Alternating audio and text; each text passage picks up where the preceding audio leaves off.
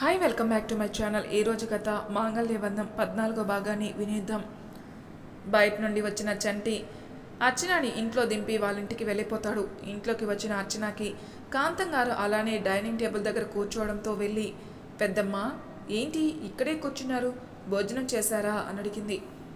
లేదరా, అర్జున్తో కలిసి తిందామంటే ఇద్దరూ ఇంతవరకు కిందికే రాలేదు. సరే నువ్వైనా వచ్చావు రా, నీకు పెడతాను అంటుంది. ఇంతవరకు తినకుండా ఉంటే మీ ఆరోగ్యం ఏం కాని చెప్పండి, ముందు మీరు తినండి, నేను వాళ్ళిద్దరిని పిలుచుకుని వచ్చి కలిసి తింటాం అంటూ అన్నం వడ్డించింది అర్చన. ఏంటో ఎప్పుడు పడుకొని చిన్నమ్మ పడుకుంది. అర్జున్ కూడా ఇందాకే వెళ్ళాను, మళ్ళీ లేపడం ఇష్టం లేక వచ్చేసాను. నువ్వైనా మెల్లగా లేపి అన్నం పెట్టమ్మా అంటూ తినడం పూర్తి చేశారు కాంతం గారు. సరే పెద్దమ్మ, మీరు వెళ్ళి రెస్ట్ తీసుకోండి, నేను పైకి వెళ్తాను అంటూ వెళ్ళింది అర్చన. అర్చన పైకి వచ్చి మెల్లగా అర్జున్ రూమ్ డోర్ తీసింది. వసు బెడ్ మీద పడుకునుంది. పక్కన వసు చేయి పట్టుకుని కూర్చుని నిద్రపోతూ ఉన్నాడు అర్జున్.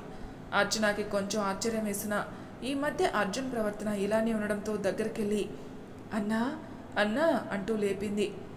అర్జున్ చిన్నగా కదులుతూ లేచి అర్చన చూశాడు. ఏమైంది బ్రో, ఇలా పడుకున్నారు అని అడిగింది.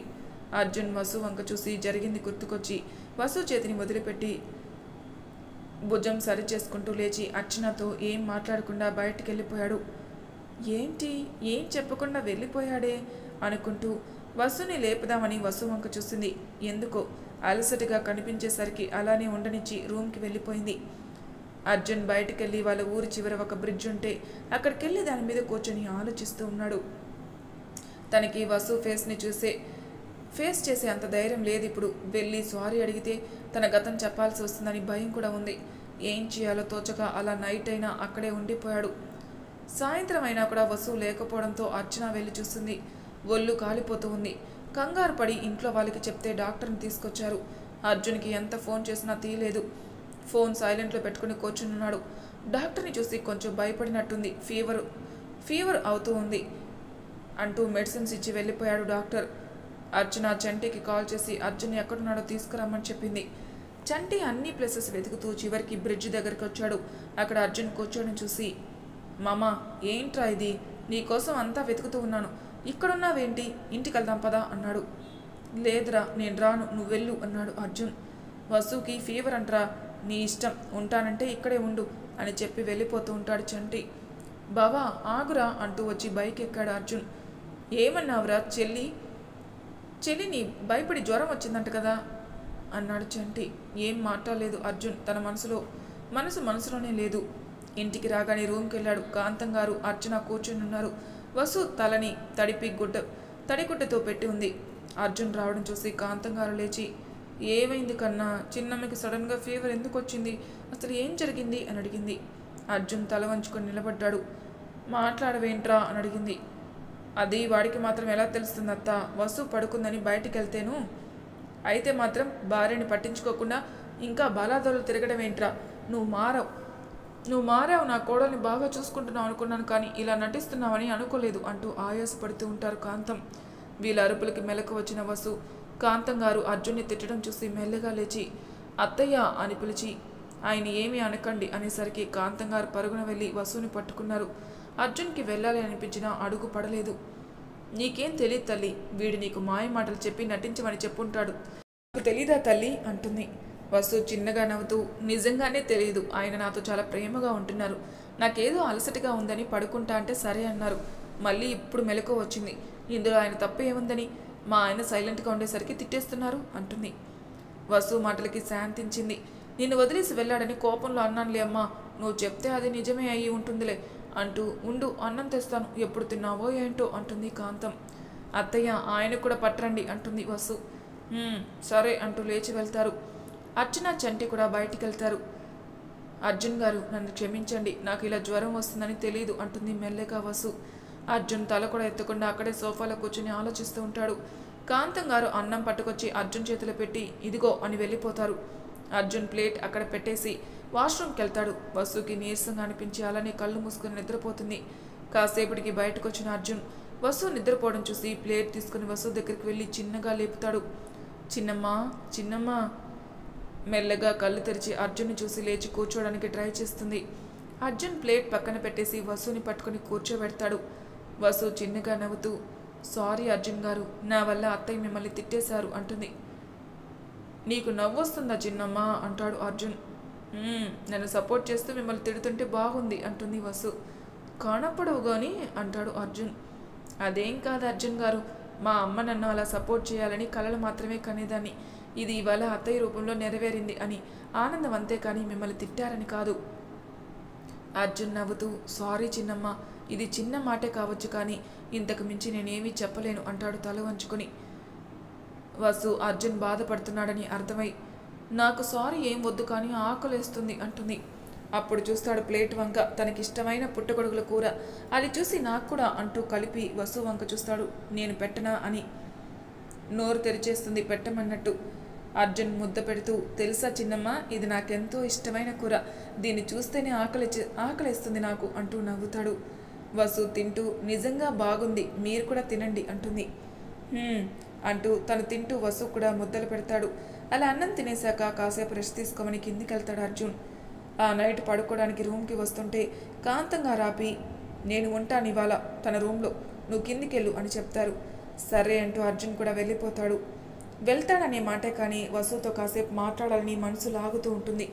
ఏదైతే అదైందని రూమ్లోకి వెళ్తాడు. ఏంట్రా వచ్చావు, ఏమైనా కావాలా అంటుంది కాంతం.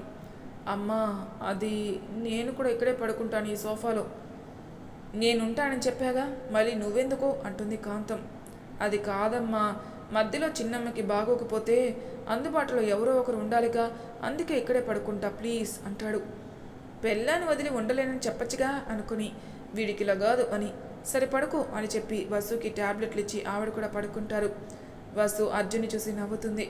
అర్జున్ వసుకి అర్థమయ్యేలా బాల్కనీలోకి రమ్మని సైగ చేసి వెళ్తాడు. వసు కూడా మెల్లగా బెడ్ దిగి వెనకే వెళ్తుంది. వీళ్ళిద్దరిని గమనించిన కాంతం గారు నవ్వుకుంటూ ఉంటారు. వసు అర్జున్ వెనకే బాల్కనీలోకి వెళ్ళి నించుంటుంది. అర్జున్ వసు రాగానే తనని పట్టుకుని అక్కడ సోఫాలో కూర్చోబెట్టి తను కింద కూర్చుని వసు ఒడిలో తల పెట్టుకుంటాడు. అర్జున్ అలా చేసేసరికి వసుకి మళ్ళీ భయం వేస్తుంది. అర్జున్ గారు, మీరు ఇలా దగ్గరగా ఉంటే నాకు భయం వేస్తుంది, ఎప్పుడు కోపంగా మారుతారో అని అంటుంది వణుకుతూ. అర్జున్ వసు చేతిని గట్టిగా పట్టుకొని, సారీ చిన్నమ్మ, నేను బాగా భయపెట్టాను కదా, ఇప్పుడు నేను కానీ నిన్ను పట్టుకున్నాను, నిన్ను ఏమీ అనను, అరవను, కోప్పను, భయపడకు అంటాడు. వసు కొంచెం శాంతించి, ఏమైంది మీకు, మనసు బాగోలేదా అని అడిగింది. అవును అంటూ కళ్ళు మూసుకొని వసు చెయ్యి చెంప మీద పెట్టుకుంటాడు. ఇంకో చేత్తో తల నిమురుతూ, మనం ఎవరికీ చెప్పుకోలేని బాధలో ఉన్నప్పుడు ఇలానే కోపం వస్తుంది అర్జున్ బాబు, అలా కాకుండా నీ మనసులో బాధని కోపాన్ని అర్థం చేసుకునే వాళ్ళతో నువ్వు చెప్పుకోగలిగితే మళ్ళీ అలాంటి కోపం నీ దరికి రాదు అంటుంది వసు. నేను తాగుతానని తెలిసినప్పుడు నీ ఫీలింగ్ ఏంటి నా మీద అని అడిగాడు. ఫీలింగ్ ఏమీ లేదు, నా జీవితం అయిపోయింది అని అనుకున్నాను. నిజంగానే నీ జీవితం ఇలా అవ్వడానికి నేనే కారణం చిన్నమ్మ అంటాడు బాధగా. అవును, మీరే కారణం, ఎప్పుడు ఏడుస్తూ ఉండే నాకు నవ్వడం నేర్పారు, ఒంటరి దాన్ని అనుకుని నాకు ప్రతి విషయంలో నేనున్నానని తోడుగా నిలిచి నేను ధైర్యంగా బతకడానికి మీరే కారణం. అంతెందుకు, పెళ్ళికి ముందు వసు అంటే ఏడుపు మొహం, ఇప్పుడు పెళ్ళైన వసు అంటే ఆనందం, దీనికి అంతటికీ కారణం మీరే అంటుంది. ఎన్ని చేసినా నా జీవితంలోకి నిన్ను ఆహ్వానించలేను కదా, అది నీకు అన్యాయం చేసినట్టే కదా. వసు చిన్నగా నవ్వి, మీ మనసులో ఇంకొక అమ్మాయి ఉందని తెలుసు అని కాసేపు ఆగి, కానీ మీకోసం జీవితం మొత్తం ఎదురు చూడమన్నా చూస్తాను, కానీ నాకు మీరు ఇప్పుడు భర్తగా మాత్రమే లేరు, ఒక స్నేహితుడిగా నాతో ఎప్పటికీ ఉంటారు, అది చాలు. కానీ నేను నిజంగా ప్రేమించింది నిన్నే, ఆ విషయంలో అంజలిని ఒప్పుకొని తప్పు చేసింది నేనే, నీకోసం ఇంకొన్ని ఇయర్స్ ఎదురు చూసి ఉండాల్సింది అని మనసులో అనుకుని పైకి మాత్రం విననట్టు పడుకున్నాడు అర్జున్. వీళ్ళు ఎంతకీ లోపలికి రాకపోయేసరికి కాంతంగారు లేచి, ఇంకా ఎంతసేపు ఆ మంచులో కబుర్లు చెప్పుకుంటారు, వచ్చి పడుకోండి, నేను నా గదికి వెళ్తున్నాను అని అరిచినట్టు చెప్పి వెళ్ళిపోతారు. అర్జున్ ఆ మాటలు విని చిన్నగా నవ్వుకొని, చిన్నమ్మ నీకేం అభ్యంతరం లేకపోతే ఇవాళ నీతో పాటు బెడ్ పైన పడుకోనా అని అడిగాడు. కానీ మీరు ఏ అల్లరి చేయకూడదు, మళ్ళీ కోపం వచ్చి నేను ఏడ్చి ఇదంతా వద్దు. సరే ఒకసారి నీ నడుము చూపించు అంటాడు సీరియస్గా. వసు కోపంగా చూస్తూ, అల్లరి వద్దని చెప్పానా అంటుంది. సరే అయితే వద్దులే అని లేచి వెళ్ళి బెడ్ మీద పడుకున్నాడు. వసు కూడా వెళ్ళి అటు తిరిగి పడుకుంది. వెంటనే తెల్లవారేసరికి కమల్ పరిగెత్తుకుంటూ వచ్చి అర్జున్ డోర్ కొడుతూ ఉన్నాడు. అప్పటికి ఇంకా పడుకుని ఉన్న వసుకి మెలకు వచ్చి డోర్ తీసింది. వదినా, నెంబర్ ఇచ్చింది మీ చెల్లి అంటూ అరిచినట్టు చెప్పాడు. కమల్, కొంచెం మెల్లిగా మాట్లాడు, మీ అన్నయ్య లేటుగా పడుకున్నాడు. అది ఏదో నెంబర్ దొరికింది అని ఆనందంలో అంటూ ఆగి, వదిన మరి ఇవాళ వెళ్దామా అంటాడు. నెంబర్ ఇవ్వు, నేను ఒకసారి కాల్ చేస్తాను అంటుంది వసు. ఇదిగో అని నెంబర్ ఇస్తాడు కమల్. ఇంత పొద్దున్నే చేస్తే బాగోదు, నేను కాసేపు ఆగి చేస్తాను సరేనా? వదిన పనిలో పడి మర్చిపోతావేమో వదిన అంటాడు కమల్. వసు నవ్వి, ఈ పని మాత్రం మర్చిపోను సరేనా అంటుంది. సరే అంటూ వెళ్ళిపోతాడు కమల్. వసు మళ్ళీ ఇంట్లో పనులు చేయడానికి వెళ్ళిపోతుంది. అర్జున్కి కాసేపు మెలకు వచ్చి చూస్తే పక్కన వసు లేదు. లేచి ఫ్రెష్ అయి వచ్చి వసు కోసం కిందికి వెళ్తాడు. అర్జున్ కిందికి రావడం చూసి కాఫీ తీసుకొచ్చి చేతికి ఇస్తుంది. చిన్నమ్మ నీకు బాగాలేదు కదా, ఇప్పుడు పనులు చేయకపోతే ఏమి అంటాడు. నేనేం ఎక్కువ పనులు చేయటం లేదు, కేవలం వంట మాత్రమే కదా అంటుంది వసు. అంటూ కాఫీ తాగుతూ ఉంటాడు అర్జున్. అది కమల్ ఆ పెళ్ళిళ్ళ పేరమ్మ నెంబర్ ఇచ్చాడు, మీరేమైనా మాట్లాడతారా అంది. నేనా? మన చంటితో మాట్లాడిద్దాంలే, వాడైతే కరెక్ట్గా మాట్లాడతాడు. మరి చంటి అనైనా రమ్మనండి, అక్కడ మీ తమ్ముడు చాలా తొందరపడుతున్నాడు అంది వసు. ఏ మా తమ్ముడేనా, మీ చెల్లి పడటం లేదా అంటాడు అర్జున్. మీ తమ్ముడు అంత కాదులే సార్, తాగండి తాగండి అంటుంది వసు. అంటూ నవ్వి చంటికి కాల్ చేసి రమ్మన్నాడు. చంటి రావడం, ఆ పెళ్ళిళ్ళ పేరమ్మతో మాట్లాడడం, ఆమె సాయంత్రం కలుద్దామనడం అన్నీ జరిగిపోతాయి. కమల్ కూడా హడావిడి చేయడంతో మధ్యాహ్నమే బయలుదేరతారు. అక్కడ ఆమెని కాకాపట్టి కొంచెం కమిషన్ ఎక్కువ ఇస్తామని చెప్పి వాళ్ళు చెప్పమన్నట్టు చెప్పేలాగా ఆ పెళ్ళిళ్ళ పేరమ్మని ఒప్పించారు. తిరిగి ఇళ్ళకి చేరుకుని అలసటతో ఎవరి మానాన వాళ్ళు బజ్జున్నారు. వచ్చి అప్పటికే 3 రోజులు అవ్వడంతో అర్చన హైదరాబాద్ వెళ్ళిపోతుంది. మన అబ్బి గారు సీరియస్ అయ్యారని. వసు మాత్రం కొంచెం బతిమలాడితే సరే అన్నాడు. ఇంట్లో అందరూ భోజనం చేస్తుండగా వసు ఫోన్కి స్వర్ణ నుండి కాల్ రావడంతో లిఫ్ట్ చేసి మాట్లాడింది. వాళ్ళ ప్లాన్ సక్సెస్ అయిందని చెప్తుంది. దానితో అందరూ సంతోషిస్తారు. ఆ రోజు అర్జున్కి చాలా హ్యాపీగా అనిపిస్తుంది. కనీసం తన తమ్ముడి ప్రేమనైనా గెలిపిస్తున్నందుకు. వసు మాత్రం భయపడుతుంది వాళ్ళ పిన్ని గురించి. స్వర్ణ కమల్ ఇద్దరు ఆ రోజు పెళ్లి తర్వాత కబుర్లో మునిగిపోయి లోకాన్ని మర్చిపోయారు. అందరూ సంతోషంగా ఉన్నా కొంతమంది మనసులు మాత్రం కలవరంగానే ఉన్నాయి. ఆ రోజు రాత్రి వసు రూమ్లో బెడ్పై కూర్చొని ఆలోచిస్తూ ఉంది. అర్జున్ లోపలికి రావడమే వసుని చూసి, ఏంటి చిన్నమ్మ అంతలా ఆలోచిస్తున్నావు అని అడుగుతాడు. అర్జున్ మాటలు వినపడి సరిగ్గా కూర్చొని, నాకు భయంగా ఉంది అర్జున్ అంటుంది. ఎందుకు అంటూ వసు పక్కన కూర్చుంటాడు. అది పిన్నికి నేనంటే ఇష్టం లేదు కదా, మన సంబంధం అని తెలియక పెళ్లి చూపులకి ఒప్పుకుంది. రేపటి రోజున మనం కనపడితే గొడవ అవుతుందేమో కదా. మీ పిన్ని ఈ సంబంధం ఎవరిదో తెలిసిన తర్వాతే ఒప్పుకుంది. నువ్వు భయపడకు, అక్కడ నీకు ఏ చిన్న మాట రాదు అంటూ వసు చేయి పట్టుకొని చెప్తాడు అర్జున్. వసు ఆశ్చర్యంగా, పిన్ని అలా ఎలా ఒప్పుకుంది అర్జున్ అంటుంది కనుగుడ్లు గుండ్రంగా తిప్పుతూ. అర్జున్ వసుని చూసి నవ్వి, అసలు ఏం జరిగిందంటే అంటూ వసుని అలానే చూస్తూ ఉన్నాడు. చెప్పండి ఏం జరిగింది అంటుంది ఎగ్జైట్ అవుతూ. చెప్తాను కానీ చెప్పాలంటే అంటూ వసు దగ్గరికి వస్తూ, నాకు ముద్దు కావాలి, ఇస్తా అంటే చెప్తాను అన్నాడు. వసు కోపంగా చూస్తూ, ఇది మీకేమైనా న్యాయంగా ఉందా? ఎందుకు? ఇందులో ఏం అన్యాయం ఉంది? ఉంది, ఇది కాకుండా ఇంకేమైనా చెప్పండి చేస్తాను అంది. నాకు మాత్రం అదే కావాలి, లేకపోతే చెప్పనంతే అన్నాడు. పోండి, మీరు చెప్పకపోయినా నాకు టెన్షన్ లేదు అని చెప్పారు కాబట్టి నేను హ్యాపీగా వస్తాను అంటుంది మూతి తిప్పుతూ. అయితే ఇవ్వనంటావు అంతేనా? అంతే అంటుంది వసు. అర్జున్ వసు మీదికి వెళ్తుంటే వసుకి భయం వేసి కూర్చుని వెనక్కి జరుగుతుంది. అర్జున్ బాగా దగ్గరికి వెళ్ళేసరికి వసు గుండె వేగం కొట్టుకోవడం స్టార్ట్ అయ్యి తన చేతులు వణుకుతూ ఉంటే అర్జున్ని తోసేద్దామనుకున్నా చేయలేక అలానే గుడ్లు పెద్దవి చేసి చూస్తూ ఉంది. వసు ఫేస్ దగ్గరగా వచ్చి తన చెవి దగ్గరికి అర్జున్ పెదాలను తీసుకెళ్లి చాలా హస్కీ టోన్లో, ప్లీజ్ చిన్నమ్మ ఒక్కటే కదా ఇచ్చేయి అని తన పెదవులు వసు బుగ్గకి తగిలేలా అడుగుతాడు. అర్జున్ టచ్కి తన శరీరం అంతా జల్లుమంటుంటే ఏం చెప్పాలో తెలియక మాట బయటికి రావట్లేదు వసుకి. వసు ఏం మాట్లాడకపోవడంతో చిన్నగా నవ్వుకుని, సరే నువ్వు ఇవ్వటం న్యాయం కాదన్నావు కదా, అందుకే నేనే ఇస్తాను అంటూ తన పెదవుల్ని చెవి దగ్గర టచ్ చేస్తూ తన బుగ్గ దగ్గరికి వచ్చి వసుని చూశాడు. వసు అప్పటికే గట్టిగా కళ్ళు మూసుకుని ఉండడం చూసి మెల్లగా ముద్దు పెట్టుకుని వదిలాడు. వసుకి గుండె దడ అప్పటికి తగ్గింది. మెల్లగా కళ్ళు తెరిచి చూసింది. అర్జున్ తననే చూస్తూ నవ్వుతూ ఉంటే సిగ్గుగా అనిపించి తన చేతులతో మొహం దాచుకుంది. అర్జున్ తనతో ఏదో చెప్దామని నోరు తెరచులోగా వాళ్ళ రూమ్ తెరుచుకుంది. అన్నయ్య రెడీ అవ్వండి, ఇంకో 6 గంటలో వెళ్దాం అంటూ చెప్పేసి ఏం చూడనట్టు వెళ్ళిపోయాడు కమల్. చిన్నమ్మ త్వరగా రెడీ అవ్వు, నేను కిందికి వెళ్తున్నాను అని చెప్పి వెళ్ళిపోయాడు అర్జున్. అర్జున్ వెళ్ళిన కాసేపటికి వసు తేరుకొని నేను ఆనందపడాలో బాధపడాలో కూడా తెలియని స్థితిలో పడేసి నవ్వుకుంటూ వెళ్ళిపోయాడు.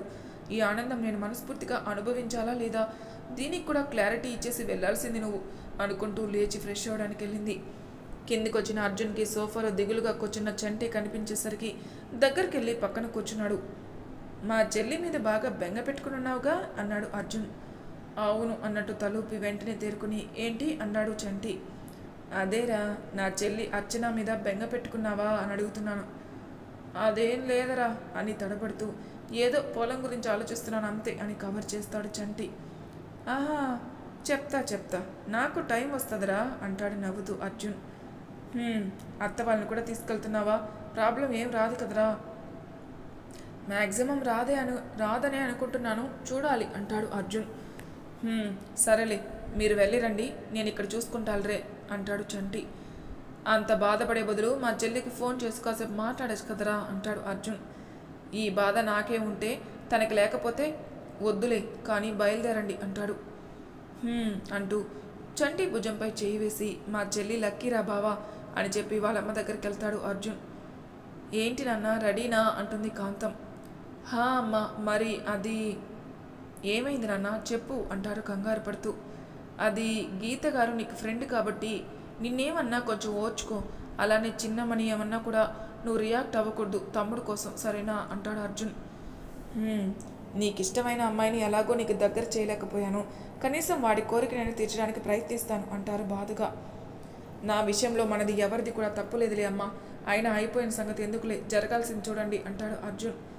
మీ నాన్నగారిని పిలువు, అలానే అక్కడికి కావాల్సినవన్నీ కారులో సర్దించునన్నా. సరే అమ్మా అని వెళ్ళిపోతాడు అర్జున్. అన్నీ సెట్ చేసి కారులో వసు వాళ్ళు తన పుట్టింటికి బయలుదేరుతారు. వసు మనసు మాత్రం పరిపరి విధాల ఆలోచనలతో టెన్షన్గా ఉంటుంది. అర్జున్ గీత గారిని ఎలాగైనా ఒప్పించాలని ఆలోచనలతో ఉంటే కమల్ మాత్రం స్వర్ణతో తన జీవితం ఊహించుకుంటూ కూర్చునున్నాడు. మరి తర్వాయి భాగంలో ఏం జరుగుతుందో నెక్స్ట్ ఎపిసోడ్లో తెలుసుకుందాం. అంతవరకు నా ఛానల్ సబ్స్క్రైబ్ చేయని వాళ్ళు ప్లీజ్ సబ్స్క్రైబ్ చేసుకోండి, లైక్ చేసి షేర్ చేయండి, మీ అభిప్రాయాలు నా కామెంట్ రూమ్లో తెలియజేయండి. Thank you for listening.